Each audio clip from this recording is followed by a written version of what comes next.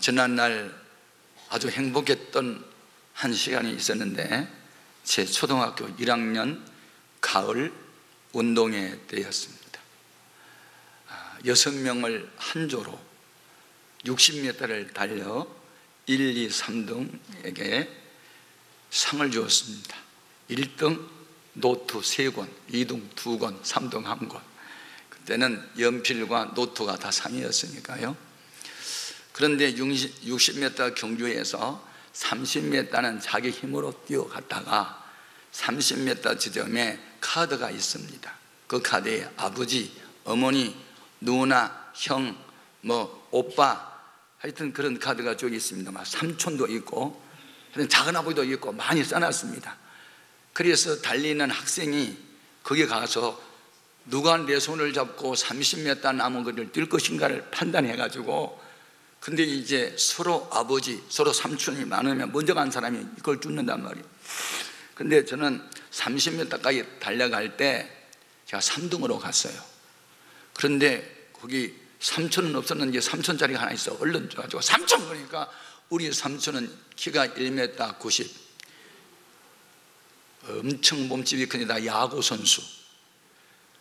우리 삼촌이 있다가 뛰어나오더니 나를 한 손으로 잡고 나머지 30m 뛰는데 3등이었던 나를 1등으로 꼬리시켰습니다.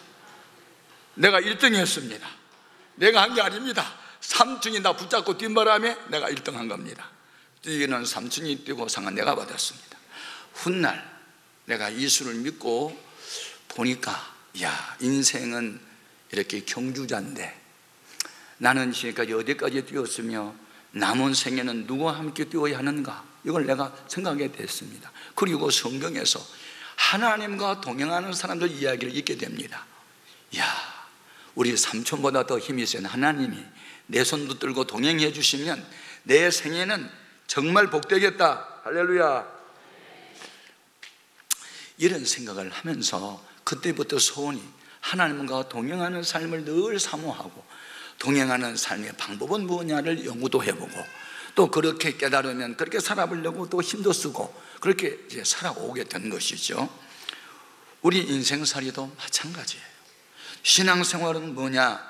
하나님과 동행하는 삶을 신앙생활이라고 하는 거예요. 할렐루야. 하나님과 동행을 한다, 이보다 더 큰 일이 어디 있으며 더 위대한 승리가 어디 있겠어요? 아니, 하나님하고 손을 잡고 무슨 사업을 했다, 그 사업 망하겠습니까? 하나님과 손잡고 인생을 살았다, 그 생애가 얼마나 행복하겠어요? 여러분, 하나님과 동행하는 삶이 되기를 바랍니다. 오늘 본문 말씀의 내용은 사도 바울이 제2차 전도 여행 때 아시아 지역을 복음화하고 싶은 계획을 계획을 세웠는데, 성령님이, 예수의 영이, 그리고 하나님이, 삼위일체 하나님이, 그래, 전도의 열정은 좋다마는 우선순위는 아니다, 아시아 지역보다 유럽을 먼저 복음화시켜야 된다 하고 하나님의 뜻을 알려줍니다. 그러니까 바울이, 그렇습니까? 그래서 자기의 모든 계획을 다 접고 하나님의 뜻을 쫓아갑니다. 그때부터 바울의 사역에 기적 같은 일이 계속 벌어집니다. 그가 가는 곳에 없던 교회가 생겨나고, 귀신 들린 사람의 자유를 얻고, 병든 사람의 고침을 받고, 죽은 사람이 살아나고, 계속 기적이 나타나는데, 심지어 하나님과 동행하는 바울 옷자락이라도 붙들고 싶고 그의 그림자라도 한번 자기를 스쳐가고 싶어하는 사람이 많아지게 된 것이죠. 하나님과 동행하는 사람은 하나님처럼 대우를 받게 됐고, 하나님과 동행하는 사람이 사탄의 세력을 다 꺾고 하나님 나라를 세워갔으니, 하나님과 동행하는 사람이 되는 것보다 더 큰 은혜는 없습니다. 아멘. 그러면 하나님은 누구하고 어떤 사람과 동행을 할까요? 세 가지입니다. 첫째, 하나님의 주권에 복종을 해야 하나님이 그와 동행합니다. 하나님의 주권에 복종한다는 말은 하나님의 뜻을 따르기 위해서 자기의 모든 계획을 내려놓는 것을 말합니다. 자, 6절, 7절을 같이 읽어봅니다. 성령이 아시아에서 말씀을 전하지 못하게 하시거늘 그들이 부르기아와 갈라디아 땅으로 다녀가 무시아 앞에 이르러 비두니아로 가고자 애쓰되 예수의 영이 허락하지 아니하시는지라. 우리는 우리 인생을 나름대로 설계할 수 있고 우리의 일을 우리가 계획할 수 있습니다.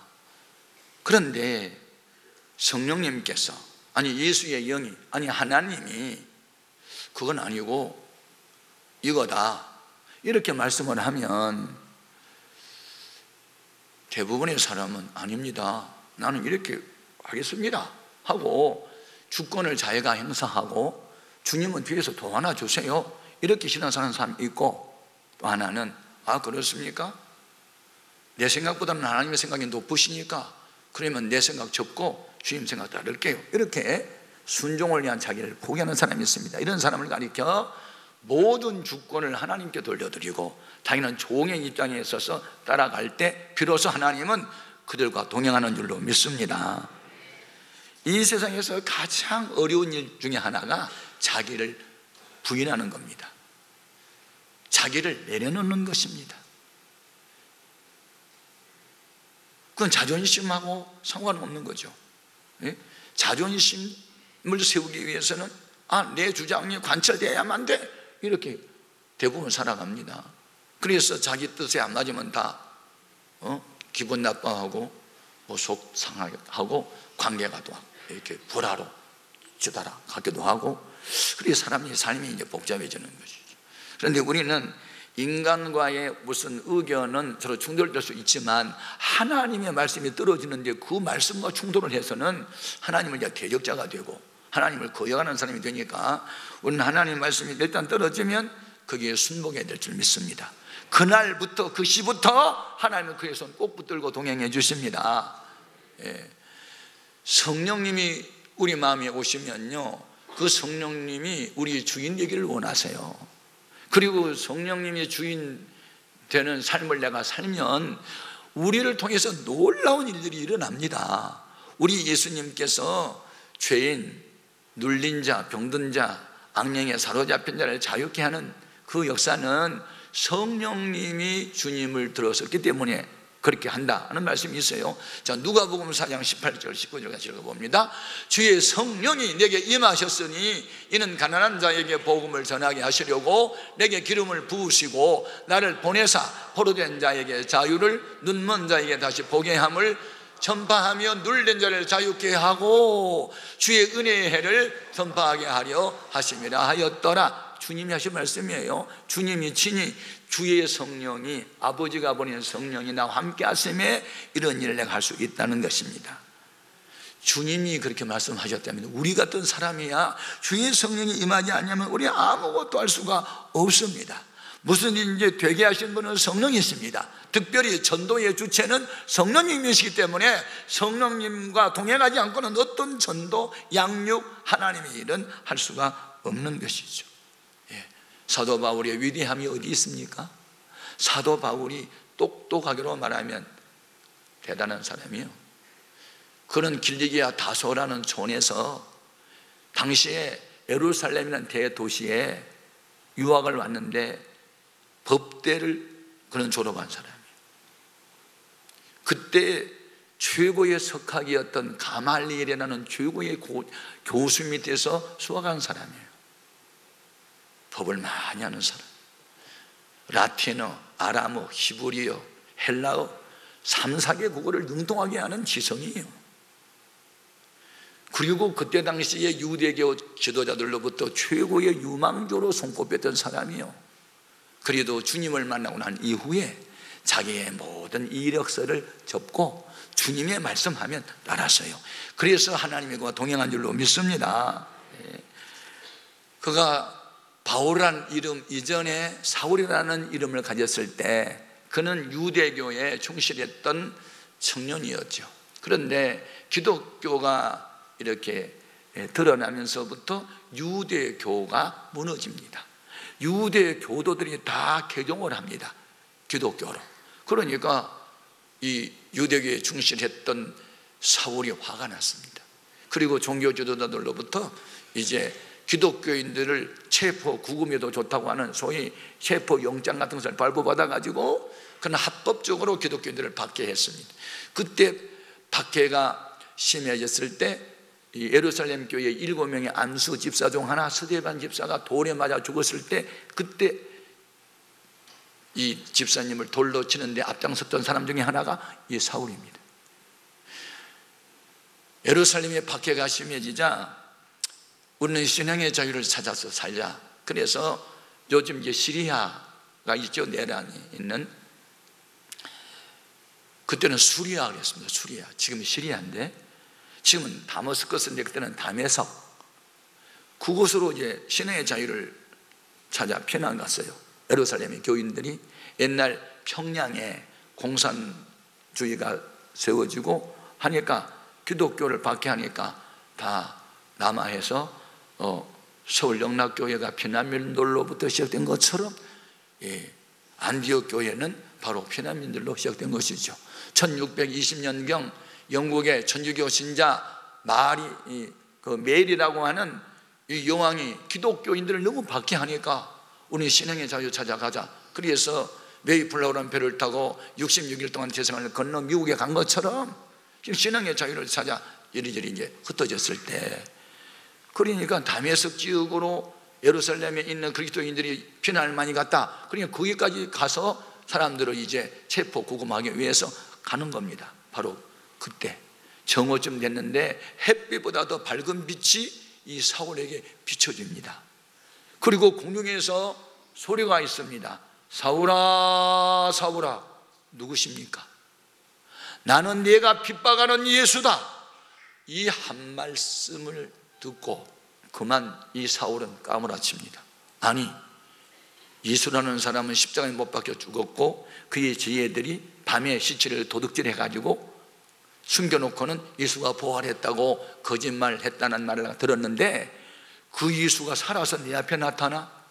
하루 강아지 범 무서운 줄 모르고 그냥 날뛰다가 난장이 이제 고양이 앞에 쥐가 돼버렸습니다. 그래가지고 기겁을 하고 정신을 잃어버립니다. 눈은 떴는데 아무것도 안 보입니다. 사조의 힘에 빠져가지고 쓰러졌습니다. 여러분, 하나님의 손길이 한번 나타나면 기고만장한 사람이 하루아침에 유명을 달리할 수 있습니다. 그래서 부하들이 이제 앞을 보지 못한 시각장애인이 된 사울을 이렇게 안내해서 직가라고 하는 어느 한 곳에 이제 눕게 합니다. 3일 동안 음식도 들어가지 않습니다. 그는 기도하고 있는데 바로 그 성에 독신한 그리스도인 성령 충만한 아나니아에게 주님 환상으로 나타나가지고 너는 가서 사울 머리에 손을 얹고 안수하고 기도를 해서 어두워진 눈을 다시 밝아지도록 하라, 이렇게 명령을 내립니다. 그러니까 이 아나니아가 고정관념이 있잖아요. 아닙니다. 그 사울이라는 청년은 유대교도로서 우리 그리스도인들을 박해하는 사람입니다. 지금 이 성에도 그 그리스도인들 잡으러 왔어요. 그런데 내가 어찌 안수함을 수 있겠습니까? 라고 자기 얘기를 했더니 아니다, 내가 장차 쓸 종이니까 가라. 그래서 가서 안수를 합니다. 자, 그 말씀을 우리 한번 확인해 보도록 하겠습니다. 자, 사도행전 9장에 있는 말씀입니다. 같이 읽겠습니다. 아나니아가 대답하되 주여, 이 사람에 대하여 내가 여러 사람에게 듣사온즉 그가 예루살렘에서 주의 성도들에게 적지 않은 애를 끼쳤다 하더니 여기서도 주의 이름을 부르는 모든 사람을 결박할 권한을 대제사장들에게서 받았나이다 하거늘 주께서 이르시되 가라, 이 사람은 내 이름을 이방인과 임금들과 이스라엘 자손들에게 전하기 위하여 택한 나의 그릇이라. 은혜를 받고 성령 충만해도 하나님의 뜻을 다 아는 게 아닙니다. 아나니아도 성령 충만한 사람이었지만 이런 하나님의 깊은 마음을 몰랐습니다. 여러분, 우리는 아무리 기도 많이 하고 아무리 성령 충만해도 하나님의 그 전지성을 다 이해 못합니다. 한 부분만 아는 것이죠. 그래서 전지하신 하나님이 일단 우리에게 말씀을 주시면 자기 생각을 계속 이야기할 것이 아니라 하나님의 뜻을 알기 전에는 이렇게 저렇게 생각할 수 있었어도 일단 하나님의 말씀이 떨어지면 네 그렇습니까 하고 자기 생각을 접고 하나님의 말씀 앞에 투오비하는 복종하는 단계로 들어가면 그때부터 하나님의 성령과 함께 하시고 동행할 줄로 믿습니다. 아멘. 두 번째, 어떤 사람이 하나님과 동행할 수 있냐면 하나님의 계시가 있을 때입니다. 지금 사도 바울이 아시아로 가려고 하는 계획을 포기하고 유럽 쪽으로 방향을 바꾼 것은 계시가 없었으면 그거 안 해요. 계시가 있었기 때문에 그걸 한 거거든요. 자, 8절 9절입니다. 무시아를 지나 드로아로 내려갔는데 밤에 환상이 바울에게 보이니 마게도냐 사람 하나가 서서 그에게 청하여 이르되 마게도냐로 건너와서 우리를 도우라 하거늘. 자, 환상이라는 말이 나오죠. 환상이 뭐지요? 환상은 하나님의 비밀을 보여주는 거예요. 여러분, 언제나 이렇게 하나님은 주의 종을 통해서, 성경을 통해서, 꿈이나 환상을 통해서 하나님 뜻이 구체적으로 나타날 때 있습니다. 그때 우리가 순종을 하면 지금은 아무것도 가지고 없음에도 불구하고 하나님은 누구를 통해서라도 우리를 행하십니다. 그러니까 지금 바울이 아시아로 가겠다고 하는 자기 계획을 계속 그냥 고집을 부리며 가면 지금 유럽의 빌립보 교회, 에베소 교회, 데살로니가 교회, 고린도 교회 이런 교회들이 세워지지는 않습니다. 그래서 하나님의 계획을 계시를 통해서 알고 갔더니 그때부터 놀라운 일이 전개된 겁니다. 빌립보에 갔더니 귀신 들려 점치는 사람, 그 귀신을 내쫓기도 하고, 감옥에 갔는데 간수가 자살하려고 할 때 바울의 전도를 듣고 구원을 받고, 루디아라고 하는 여자가 예수 믿고 자기 집을 교회로 내놓아 빌립보 교회가 탄생되고 등등. 여러분, 오늘 우리는 너무 계산적으로 인생을 많이 사는데, 합리적 사고만 갖고 사는데, 아니요, 우리는 한 차원 더 높아서 4차원 세계로 들어가서 하나님의 음성이 들려오면, 계시가 나타나면 그 말씀을 따라 살다가 보면 주님과 동행하는 역사가 있게 될 줄로 믿습니다. 우시야 왕이 52년 동안 하나님과 동행하고 형통한 이야기가 나옵니다. 자, 역대하 26장 4절 5절입니다.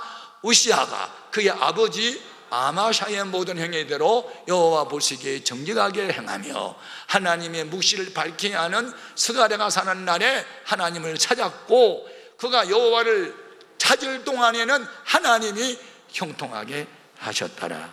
참 여러분, 멘토가 중요합니다. 16살에 왕이 됐으니 뭘 압니까, 우시야가. 그런데 그는 두 가지 좋은 점이 있었어요. 아버지가 좋은 신앙을 그에게 계승해 줘요. 여러분, 부모가 자식에게 물려주는 것은요, 재산이 아니에요. 신앙을 물려줘야 돼요. 나는 우리 아버지처럼 우리 어머니처럼 하나님을 믿을 거야. 그 집안의 자식은 정말 복받은 사람입니다.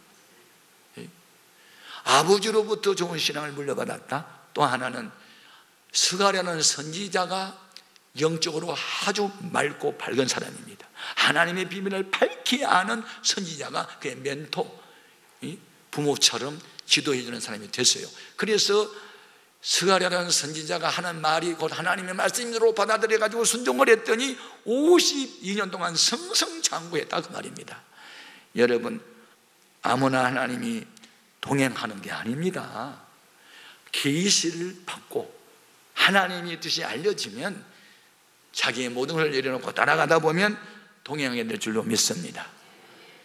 그래서 바울은 이 계시를 받았기 때문에 자기 생각을 접고 유럽으로 가면서 하나님의 동행하는 삶을 살게 된 거고요. 세 번째, 하나님과 동행하는 자는 어떻게 살아야 되냐면 지체하지 않고 전도합니다. 아멘. 자, 10절을 읽겠습니다. 10절. 바울의 그 환상을 보았을 때 우리가 곧 마게도냐로 떠나기를 힘쓰니 이는 하나님이 저 사람들에게 복음을 전하라고 우리를 부르신 줄로 인정함이더라. 자, 계시가 왔어요. 환상을 보았어요. 머뭇거렸습니까? 곧바로 날이 새면서 즉시 드로아에서 배를 타고 마게도냐로 가요. 여러분, 하나님의 말씀이 분명히 임했는데도 불구하고 차차 다음에, 그리고 자꾸 지체하십니까? 전도를 다음에 하겠습니까? 기도를 다음에 하겠습니까? 열심 좀 합시다. 과거 열심히 했잖아요. 과거 이야기에 매여 있겠습니까? 앞으로 잘할게요. 지금은 안 돼 가면서 지금 앞으로 잘하겠다고 성경에 없어요. 따라합시다. 하나님의 시간은 오늘이다, 지금이다. 지금 바울은 하나님의 뜻을 알기 전에는 자행자지했는데 하나님 말씀이 딱 계시를 통해서 밝혀지자 곧 바로 즉시 실행했단 말입니다. 머뭇거리만큼 여러분 지연됩니다. 복이 지연되는 것이죠. 예. 우리의 인생의 가치관이 두 가지가 있어요. 하나는 얼마나 많이 가졌느냐, 소유를 가치로 여기는 사람. 하나는 존재를 귀하게 여기는 겁니다. 그래서 그 에리 브롬이라는 20세기의 유명한 철학자가 책을 썼죠. To have or to be. 그 말은 우리말로 번역하면 소유냐 존재냐. 좀 어려운 철학적인 말인데요, 많은 사람들이 가치관이 두 가지라는 거예요. 많은 것을 소유한 사람은 위대하고 귀한 분이고 못 배우고 못 가진 사람은 하찮은 존재다. 그렇게 인생의 가치관을 놓고 살면요, 못 배우고 못 가진 사람은 항상 한이 있어요. 그리고 적자 생존이라 해가지고 늘 가진 사람만 더 갖고 없는 사람은 소멸하고 마는 거예요. 그런 세상이 좋은 세상이에요? 아닙니다. 가난하고 못 배워도 귀한 존재로 인정받은 사회가 좋은 사회예요. 아멘. 예수님의 가치관은 뭡니까? 가난하고 소외당하고 병들고 상처받은 사람일수록 더 가까이 가서 알아줬습니다. 이게 존재적 가치관이에요. 존재적 가치관.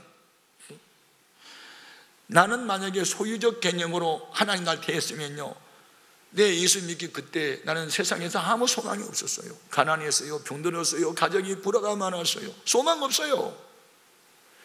그런데 나를 소유적 존재 가치로 보지 않고 나의 존재 가치를 존재적 가치로 본 거예요. 너는 귀한 존재다. 아멘. 무사람이 너를 어떻게 평가하든지 말든지 나는 너를 사랑한다. 이 한마디가 나의 삶에 의욕을 심어주고 용기를 주고 도전의식을 준 거예요. 소유적 개념으로 인생 살지 마세요. 남보다 더 많이 가졌다고 우쭐대지 마세요. 많이 준 것은 많이 베풀라고 준 것입니다. 아멘입니까? 그래서 우리 교회가 부흥되는 목적이 있어요. 터주라고, 남 도와주라고 교회를 부흥시킨 겁니다. 아멘입니까? 그래서 못 가졌다고 상처받고 가난하다고 우울하고 그러지 말아야 돼요. 온 세상이 날 버려도 주님이 날 사랑한다는 거, 나를 귀하게 여기면 되는 거예요. 아멘입니까? 처음부터 잘된 사람 어디 있어요? 그래서 오늘 우리가 전도해서 구원해야 할 사람이 많은 거예요. 여기 마그네리아 사람 하나가 환상경에 나타나가지고 막 손짓하면서 도와달라고 할 때 제가 원어를 봤더니 울면서 간청했다고 나와 있습니다. 원어에는 절박한 상황에 처해 있으니 속히 오십시오. 지금 여기는 자살하려는 사람이 있습니다. 무당에게 사로잡힌 사람도 있습니다. 여기에는 구원 말씀이 너무 많아요. 속히 오셔야 돼요. 그렇게 바울에게 느껴졌어요. 그래서 간 거예요. 여러분 귀가 열려서 우리 주위에 나 죽겠어요, 못 살겠어요, 도와주세요, 그런 음성 안 들려요? 그런 음성이 들려야 전도 현장에 가는 거예요. 그 음성이 안 들리니까 전도 현장에 안 나가는 거 아닙니까? 김한란이라는 박사님이 왜 결혼도 안 하고 살았을까요? 중학교 1학년 때 어른들하고 철야 기도를 나왔는데 기도하는 중에 환상을 본 거예요.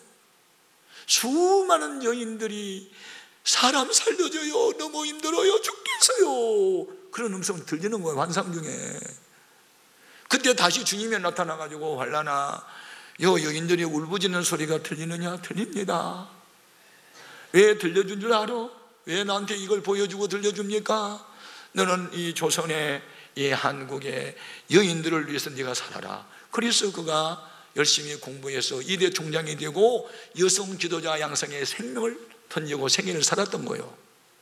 계시를 받은 사람은요 그럭저럭 못 살게 돼 있어요. 예? 여러분 부자라고 한탄이 없을 것 같아요? 대학 교수 박사라도 다 나름대로 고민이 있어요. 나 좀 살려달래요. 나 좀 살려달래.